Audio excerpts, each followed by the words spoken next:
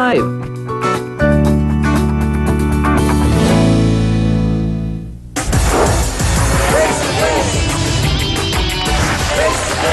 man nakita ni Ate Jenny na kinuha daw ni Marlon yung gamit, pero yung mga kapitbahay ang siyang nakakita.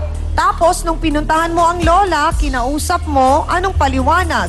Wala lang. Sabi nilang po nila sa akin na hanapin daw nila to si Marlon. Oo. Tapos nung... Hindi ba nag-alok ng tulong si Lola? Hindi po. Parang, kumbaga, parang pampalubag loob dahil nga nakakahiya yung ginawa ni Marlon. Hindi po. Pero diretsa ang tanong, sa palagay mo, Ate Jenny, may problema talaga si Marlon Opo. sa ganyang aspeto. Opo. Meron talaga kasi marami naman nagreklamo sa kanya eh. Kundi kalapati, kaldero, mga timba. Kinukuha niya po eh. Opo. May kanin pa nga yung kaldero eh. Ano ginagawa sa kaldero naman? Binibenta. Saan, Binibenta. saan dinala ang kaldero at timba? Binibenta po. Ha? Binibenta. Junk shop. Ay, binibenta niya. Okay. Binibenta niya. Marami namang nagsasabi talaga eh. Kahit saan sa amin kilala siya sa pagnanakaw. Wala na raw talagang sinasanto itong ang si Marlon. Dahil sabi nga ni Jenny, kaldero, timba, kalapate, dahil pati nga siya, tinalo na at ultimo raw pambili ng bigas ay walang ligtas. Alamin naman natin ang kwento ng tiyahin ni Marlon na si Aling Charina Traya. Pasok!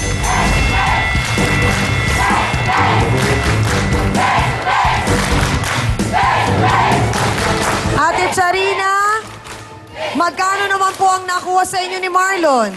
100 lang. 100. Paano naman po nakuha ang 100? Nilagay ko lang sa ibabaw ng TV. Paano nyo naman nasabing si Marlon ang kumuha? Siya lang po pumasok sa kwarto eh. So kinausap nyo po ba siya bilang kayo, tsahin? Hindi ko nila Paano siya po kinausap. niya kayo naging tsahin? Sino po ang kapatid ninyo? Yung asawa ko, anak ni nanay. Okay, Ate Charina, si Lola po ba kinausap nyo? Sinabi Hindi. nyo na nawalang Hindi kayo na ng rin, 100? kasi kung kakausapin ko si nanay, hindi naman din maniniwala yan eh. Bakit hindi maniniwala si nanay? Apo niya yun eh. Bilang puro kayo mga lalaki, hindi nyo ba ginawang, kumbaga parang mag-usap kayo, pinsan sa pinsan, lalaki sa lalaki. makinig talaga eh. Pagsabihan nyo si Marlon. Ay, makinig yan eh. Kahit pagsasabihan mo yan, tatawanan ka lang. Oo nga eh. Kahit yung lola niya nanakawan niya, Tatalikuran ka, lalayasan hanapin ka. niya yan sa labas. Kaya pa- Hanapin niya yung Hanapin Marlon, niya. hanapin niya si Ogag. Oh. Hanapin niya kasi nawawala daw yung pera niya, 2,000. Kagagaling lang daw po nun sa yung... Pension. Sa parang pensyon? Pensyon niya. Okay. Nawawala. So kahit si Lola nawawalan, Nawawalan. Okay lang. Nawawala ng pera, Ogag din ang Kami ang hinahanap niya. bibintangan. so alam niyang baka si Marlon din ang kumuha. Oo. Alam niya. Alam niya. Alam niya. Alam niya. Kasi lang kinukonsinti niya talaga. Bibintangan niya kami. Sa palagay niyo ba, Dodong, Ryan, parang baka itong ginagawa ni Marlon, may mas malalim na problema kaya? Parang ganun ako po mo. Ano kaya yun? Yung mayroon dispresa sa pag sarili. Posible po kaya yun, Doc Margie, na the reason kung bakit ginagawa ni Marlon ang lahat ng ito is because naghahanap siya ng atensyon, nagpapapansin, o talagang baka merong posibilidad na may malalim pang problema. May posibilidad na mas malalim ang problema, pero kadalasan ang isang tinuturo ng psikologista ay kunin mo, take responsibility. Kunin mo yung responsibilidad mo. Marami sa atin ay naghahanap kulang sa pansin, marami sa atin iniwanan ng ating mga magulang, pero hindi natin ito ginagawang dahilan Para gumawa ng masama. Yes, Oh. tama ko kayo. May Yes. naririnig din tayong iba sa sinasabing baka din parang stage to na pinagdadaanan niya sa pagbibinata na baka alam mo naman ang mga binata ngayon, may mga kung tawagin nila trip-trip. Trip na gawin to, yung wala lang kasi walang magawa dahil imbis na nag-aaral, hindi nakakapag-aral. So, pampalipas oras, ginagawa ito. Siguro ho pwede, pero parang hindi ho yun sapat na dahilan, ano? Sana mag-trip na lang sila ng ibang paraan kasi Oo. lalo na kapitbahay nila at kapamilya nila. Minsan sinasabi, pag bata ko kayo, teenager, meron kayong tinatawag na poor impulse control. Mas mahirap sa teenager na pigilin ang sarili, kaya drugs and smoking and alcohol, mataas ang nangyayari pag teenager. At minsan sinasabi nila na isang sakit na tinatawag na kleptomania. Ano nga po yun? Ang kleptomania ho ay tinuturong mental disorder o psychological disorder na nagnanakaw ang tao kahit hindi nila kailangan. Nagnanakaw sila kasi parang masarap, it gives them a charge. Oo. No, yung na parang gusto lang nilang ma-excite or Opo. okay. Ako, thank you, Doktora. Nako, mga kapatid, matagal na raw nagtitimpi ang mga taong ninakawan ni Marlon pero dahil lang sa isang tao kaya hindi nila siya magalaw. Pero siya rin po ang tinuturong dahilan kung bakit si Marlon ay naging di umano malikot ang kamay. Narito po si Aling Emerenciana Lola Mereng Mangitngit. Pasok!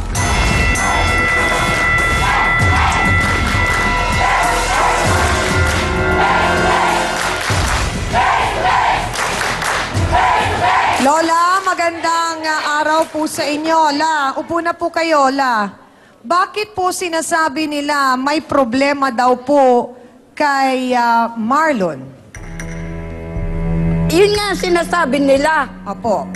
na si Marlon daw magnanakaw. Eh bakit nagnanakaw pala? Tinatanong ko kung sa kanila nagnanakaw. Kung meron silang nakitang ebidensya, ibigyan nila sa akin para makita ko. Apo. Pero Eh wala naman eh. bakit po ang sinasabi ni Jenny ay talaga nga daw pong kinukuha ni Marlon yung mga bagay at umabot sa puntong kahit daw po kayo nakukuhanan ni Marlon? Sa totoo yan. Totoo yan, inaamin ko, kumuha ng pera sa akin si Marlon 3,000. Pero sa kanila, wala akong nalalaman sa kanila na kinukuha ni Marlon. Okay po. Mga kapatid, hindi po naniniwala si Lola na may mga nangyayari po na ganito at may kinalaman si Marlon sa mga nawawala po sa kanila. Lola, hindi lang po kasi sila nagsasabi, pati na rin po yung mga kapitbahay ninyo. Ay, Eto yung po. mga kapitbahay ko rin, mga sinungaling din yan. Okay. Mga sinungaling! Sandali lang po, Nay. Ito pong aming programa ay pag-uusapan po natin ng patas. Bawat panig po papakinggan natin. So ito po, panoorin lang po natin ito. Pati ako ninakawan ako niyan eh. May mga bata naman kasi naglalaro dyan, may nakapagsabi na siya lang dumaan dyan, dinampot yung timba. Pati yung kasero namin sa likod, kinuha niya rin. Sabi ng mga bata, dinaro sa junk shop. Pinunta ako doon sa junk shop. Tinanong ko kung sino nagbenta ng timba. Dinescribe yun nga, si Ugag nga. Yan si Oga, yung gabi ng Disyembre. Wala pa kaming gate noon, ninakawan kami ng kalapate. Alam namin sa amin yun kasi may tanda yun, may tinanda ng bayaw ko yun, mayroong sing-sing. Kinuha si Marlon sa inyo. Tapos, si Marlon, pupunta-punta yan dito sa bahay. Siyempre, bilang kamag-anak, nagtiwala naman kami sa kanya. Kaya okay lang na dito siya sa bahay kasi hindi naman ibang tao sa amin eh. Sabi ko, bili mo na akong sigarilyo, ikaw muna dito. Pagbalik ko, dito ako sa may bintana, nakita ko talaga siya mismo na nagbubukas ng drawer. Nawala na yung pera ng asawa ko. Sahod niya yun eh. Pati yung cellphone. Sabi nung tao sa taas, baka nasa katawan ng kapkapan nyo. Yung pera nakita namin sa loob ng underwear niya. Ano pa ho bang ebidensya ang hinahanap po ninyo, Nay? Ako, ang ebidensya na sinasabi ko, kung halimbawa na nagkuha si Marlon sa kanilang bahay, kinuha sana nila kay Marlon at dinala nila si Marlon sa amin para makita nila, makita ko. Huliin nyo sa akto, huwag yung bintang kayo ng bintang. Tsaka yung sinabi ko naman sa inyo na sinabi nyo na hanapin nyo si Oga yun. Bukasan, wala na nangyari. Pulos kayo lang salita. Pulos lang kayo Ang salita. sinasabi po rin kasi, Nay, ang problema po daw dito, Nay, ay ganito. Alam na daw po na may problema kay Marlon, pero pagka daw po isinabi sa inyo, nagagalit pa daw po kayo at kinakampihan po ninyo si Sino Marlon. nagsabi na nagagalit ako? Sabihin mo sa akin. Hindi po ako nagsabi. Sila po, sila. Sila po, Nay. Hindi po ako. Sabi, Sila po, sila. Yan. bakit? Isa ka pa, Dudong. Ikaw din. Lalabas lang ang baho mo kung nakakainom ka. Ano ba ako? Pati sa akin, nagagalit ka. Dahil kasi, naiinggit ka kay Marlon. Mukhang medyo malalim na ang pinag-uugatan ng problemang ito. Hindi na po biro ang nangyayari ito dahil 4 na ang nagsasabi na malikot nga raw talaga ang mga kamay ni Marlon. Bakit nga ba siya nagkakaganon? Yan ang aalamin na mismo natin. Mismo na po kay Marlon, hindi na natin palatagalin sa pagbabalik po ng Face to Face.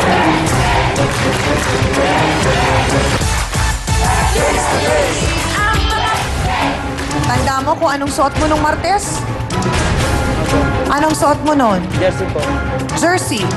So, ibig sabihin yung parang pang basketball. Anong kulay? Green yata yun. So, ang tanong ko sa'yo, ikaw ba yon na naka-green na jersey na may nakalagay na lawn sa likod? Sino yon? Hindi ko po alam.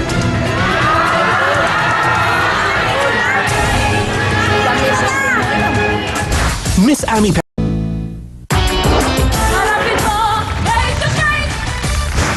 Tapos ako pa ngayon ng masama. Ako, pinalaki ko pa kayo. Wala naman po nagsasabi na ng ganon. Wala naman po. Ako, kasama akong lola. Hindi ko na kayo inalagaan, hindi ko na kayo pinag-aral.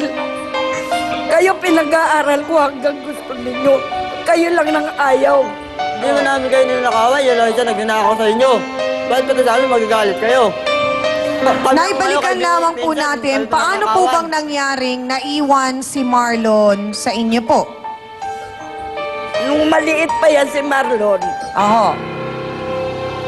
iniwanan nung nanay niya. Walang kasama si Marlon doon sa bahay nila. Iniwan nung nanay po. Iniwan ng nanay niya, umiiyak. Gabi. Eh kung nahulog yun doon sa hagdanan, Tanda po ninyo kung mga ilang buwan siya noon nung iniwan. mga 4 na buwan. Okay, mula Apat. po noon, Buwan na- mula po noon, kayo na ang nagpalaki po at nag-alaga sa kanya. Oo. Ako. Pero Nay, kung sakali pong may problema si Marlon, handa naman po kayo na gawin ang lahat para siya ay matulungan. Kaya nga sinasabi ko kay Marlon, Marlon, oras na gumawa ka pa ng hindi maganda at malaman ko, ako na mismo ang magpapakulong sa iyo. Lahat ang kumukuha. Siya nga ba? Alamin na nga po natin mismo mula po kay Marlon Mangitngit. Pasok!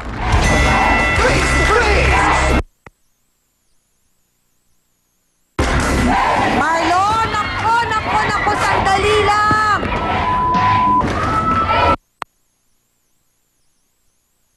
Nyo, bakit kayo nagkakainitang magpipinsan? Yan ang magdala sa mahagda ako sa gamit ko eh. Ba't yung cellphone ko? Yung cellphone ko, kinuha mo nga, hindi mo ka binalik. Nawala ka din yun. Nawala eh, kung nga nagdala ng cellphone ko. Oh. Ano mukha mo? Ang tanong, Marlon, ikaw nga ba ang kumuha nung mga gamit nila na nawawala? Hindi.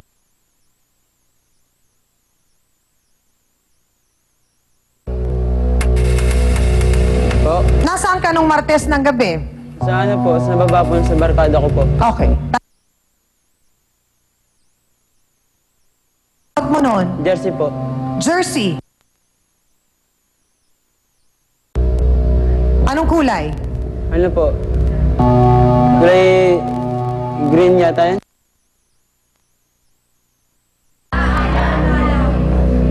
Okay. Kulay green. So ito ba yung suot mo yon? Tingnan natin. Kailan naman kinuha yun? Ayun!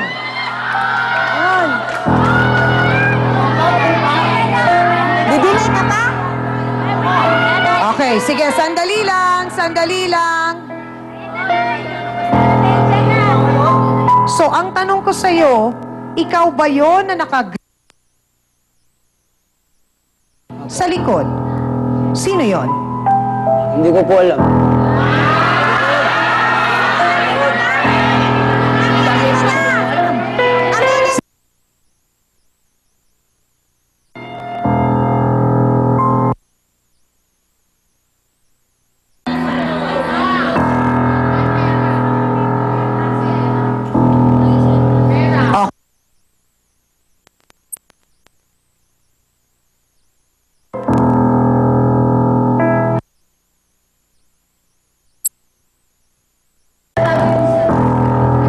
May dalawang cellphone na china-charge. Kanino yung cellphone na yon? Sa akin po. Nakakanta yung isa.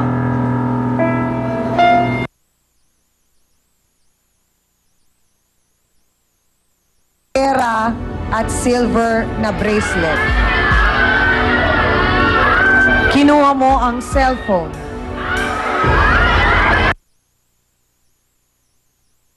Ulit, sabi mo hindi ikaw yon, Marlon. Sino at kaninong kamay yon? Sa akin po. Ha? Sa akin po. Sa'yo.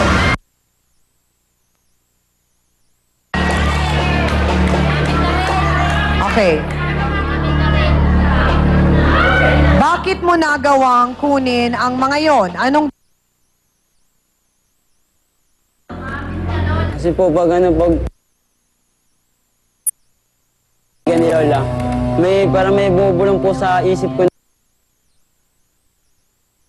Hindi ko po napigilan, yung kamay ko po kumakate. Mas may nakita pa. sa'yo na sinasabing kunin mo, ganon? Opo. Okay. So, ibig sabihin, dahil may bumubulong lang sa'yo. May bumubulong po lang sa akin kasi yung mga barkada ko po naglalaro ng... Gusto ko maglaro. So, nakikipaglaro ka ng bilyar. May bisyo ka ba, Marlon? Meron po. Ano? Mag-inom po. Umiinom ka pa. 19 ka lang. Dapat ikaw ay nag-aaral. Bakit hindi ka nag-aaral, anak? Nag-aaral po ako. Nag-aaral ka ngayon? Ating eh. Okay. Pero nagbibilyar ka. Opo. So ngayon nga pong umamin na si Marlon dito nga po sa kanyang problemang pinagdaraanan. Nais po namin na siya ay matulungan. Gusto namin po na siya ay maliwanagan at higit sa lahat, kung kinakailangan po na bigyan ng espesyal na treatment si Marlon para lamang po maitama at mabago po yun at maiayos, tutulungan po namin siya sa tulong po ng ating trio tagapayo. Yung sinasabi mo na parang may bumubulong po sa isip. bumubulong sa'yo, abay kinakailangan patunayan mo yan sa hukuman. Kung halimbawa magkaroon ka ng kaso. Pero per se yan, hindi ka tanggap-tanggap. Ibig sabihin, mukhang hindi sapat na sabihin mo may bumubulong sa'yo. Okay? Sa punto ng batas, kapag napatunayan lahat yung elemento ng pagnanakaw, pak! Pasok ka. Kung yun ho kasi ang pinakamahalaga ho na una aminin, hindi ho ba? At inaamin mo naman, hindi ba Marlon? Inaamin ko po. Tapos, aminin, gusto mo rin ho bang magbago? Gusto po. Okay, gusto. So, inamin, gustong magbago at may nagsusuporta sa'yo. May mga ilang mensahe pa hong nais iwan sa inyo ang ating trio tagapayo para mas lalo pa ho kayong matulungan. Unahin ko po si Attorney Acosta. Alam natin, nakita na natin, nagkasala si Marlon. Subalit huwag nating kondinahin yung pagkatao ni Marlon. Ang kondinahin natin, ang kamuhian natin ay yung kanyang nagawang pagkukulang o kasalanan. Bagaman mayroon niya siyang nagawang mga kasalanan, Alam ninyo, ang batas natin, sabi nga, bagaman ang batas, harsh, hindi ibig sabihin na laging yung ngipin ng batas ang dapat maghari. Isipin din natin na ang batas natin ay ginawa na maging makatao, magkaroon din ng damdamin, magkaroon din ng diwa, magkaroon din ng espiritu. Sa'yo, Marlon, bagaman ito ang tinutungo ng punto ko, dapat mo ring malaman na ang batas ay meron ding kaukulang parusa sa mga taong ayaw magbago at paulit-ulit na gagawin ang mga bagay na mali na ginagawa nila. Yun lamang. Doktora, sa kaso pong ito ni Marlon, bukod po sa counseling na pwede nating itulong sa kanya, ano pa ho yung ibang pwedeng gawin para din po natin siya na mabago itong ginagawa po niyang ito? Una, maganda yung prognosis na maganda ang pwedeng mangyari kay Marlon. Kasi una, inamin na niya na talagang ito ay nangyayari. At ikalawa, sabi niya na ready siyang gumawa ng anong kahit kailangan gawin para gumaling siya. Isa pang maganda, because it's all related, is handa raw siya at gusto sana niyang humingi ng patawad sa nasaktan niya. At mabuti rin ito kasi hindi lang kumukuha ng responsibilidad, pero parang nagiging humble. Kasi yun ang kailangan, at kung magse-therapy siya, kailangan malaman niya na, oo nga, meron akong pagkakamali, pero handa akong matuto, handa akong malaman ano ang magagawa ko para maiwasan ito. It needs a lot of humility. Alagay ko, klarong-klaro, hindi siya kleptomaniac. Doon ho pag kleptomaniac na sakit, meron hong mga gamot na parang nakakatulong, hindi 100%. Pero si Marlon, it looks behavioral. Behavioral. Kaya, So yun behavioral. po pinagkaiba nun? Opo. Kasi ho yung kleptomaniac, kumukuha lang kasi kasiyahan niya eh. Hindi niya kailangan. Pero yung kung may iniisip, may pangangailangan o pinagbibili, ibig sabihin yung value ng ninakawan ang mahalaga. And usually, that is behavioral. You know. Salamat po, Doc Margie. Father, makakatulong po kaya kay Marlon kung isasama po natin siya sa isang retreat? Siguro po. O isang Opo. recollection. Opo, pwede siyang unang-una, one-on-one muna sa isang spiritual counselor upang mabuksan po niya dahil kanina tinanong ko siya, nagsisimba naman siya eh. At yung rin po ang pinapayo sa kanya ng kanyang lola na palaging magsimba tuwing linggo. Ang problema lang ay hindi po nag-sink in ang lahat na sinabi niya at ang kanyang naranasan sa loob ng simbahan ay hindi po niya naisabuhay. Hindi niya na-translate sa kanyang sarili. Kaya po, hindi niya naunawaan kung ano ba ang dumarating sa kanya, ano ba ang bumubulong sa kanya, kung ito ba ay mabuti o hindi. Pero nang tanungin po siya ni attorney, ano ba ang mabuti? Ano ba ang masama? Doon po nag-umpisa na lumitaw na po ang sinasabi nating spiritual value dahil inamin din po. Pero ngayon, magandang positibong indikasyon na nalaman mo na kung ano ang tama, kung ano ang mali. Thank you po sa ating trio tagapayo. Nay, ngayon pong nagawa pong aminin na ni Marlon ang katotohanan. At kami naman po ay natutuwa sa kanya dahil nagawa po niyang magkaroon ng lakas ng loob na aminin na ang katotohanan. At yung kagustuhan niya na ito ay mabago na at maiayos at maitama po.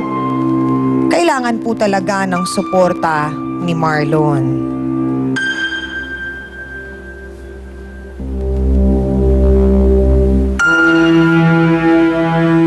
At kami po dito sa Face to Face, Lola, tutulungan po namin si Marlon. Ito pong ginawa niyang pag-amin na ito na problema nga po niya, tutulungan po namin siya na maidala po sa Clinic of the Holy Spirit para magkaroon po ng programa na matulungan po siya na maitama po yung kanya pong problema sa pagkuha po ng gamit ng ibang tao. Kasi baka ko, para ka ako mabago yung isip ba na hindi nagagawa ng hindi maganda. Ang isipin niya yung ikabubuti niya. Dahil hindi siya nagiging bata, tumatanda na siya. Marlon, mahalaga ang sinabi na yun ni Lola na ikaw ay tumatanda, so kailangan mo talagang tulungan ang iyong sarili na maitama na yun at mabago. Siguro ngayong napag-usapan na natin at nagawa mo ng aminin, nagkaroon ka na ng lakas ng loob, siguro magandang kunin mo na rin ang pagkakataon na ito na makahingi ka ng tawad sa mga taong nagawan mo ng mga bagay na ganon. Yan na po. Sige na, may ganun tawag.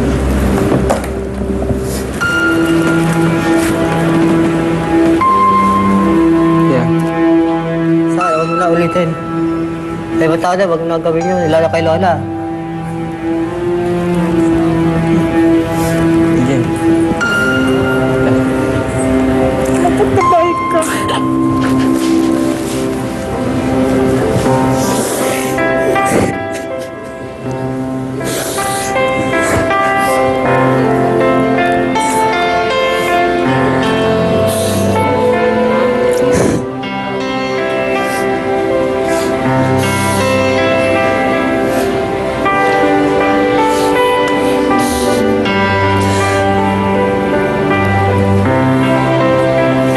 Marlon, handa ka na ba na magbago at ayusin?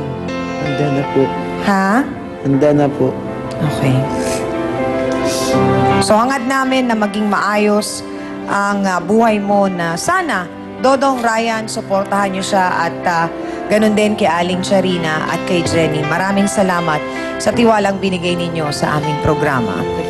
Aminan na po tayo mga kapatid, maraming aral po tayong natutunan ngayon sa ating issue.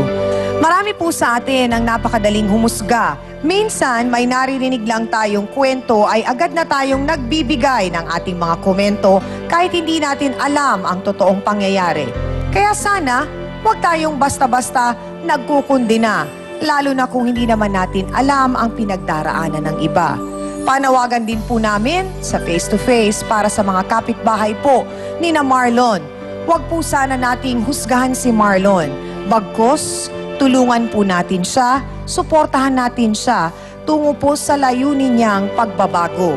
Bigyan po sana natin siya ng isa pang pagkakataong mabuhay po ng maayos at masaya. At para po sa ating face-to-face, heart-to-heart thought for the day, kundinahin ang kasalanan, huwag ang nagkasala. Salamat sa inyong lahat mga kapatid. Sa iyo din, Hans Mortel.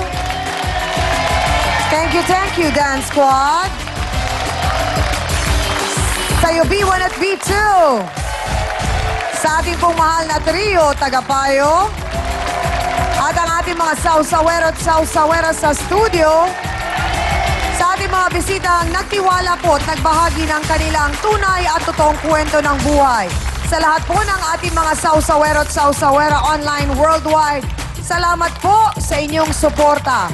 Ako pa rin po ang inyong pambansang kapitana, ang inyong Chang Ami, na laging nagpapaalala ang problema pwede mong tawanan. Pero hindi mo yan dapat talikuran. Kaya kung may problema ka, harapin mo, pag-usapan natin yan. Para po sa inyo to mga kapatid. Ngayong Lunes, You and me against the world. kinalaban ng sariling pamilya. Pinili ang kinakasama. Kaming dalawa, pinagtulungan namin niya. Ako lang nagpalaay sa kanya. Bakit hindi niya tinapay yung mga damit ng akin, no? Bakit mo nagawang palayasin ang sarili mong ina sa sarili niyang bahay? Ang jowa. Papakain, pabahay, pa-something-something. Mayroon daw iba, ngunit ipinagtatanggol pa rin niya. Sabi niya, pinahiram ko pa nga ng yung kasi nabaka. Nagawa niyo nga siya kasi ng kwento sa akin. Hindi ako bulag, malinaw pang mata ko. Paano kung may ebidensya si Mama? Ano? Mama, mo, sasabot lang yan dyan. Makisawsaw na sa Love Week Special ng Face to Face ngayong Lunes 10:30 a.m.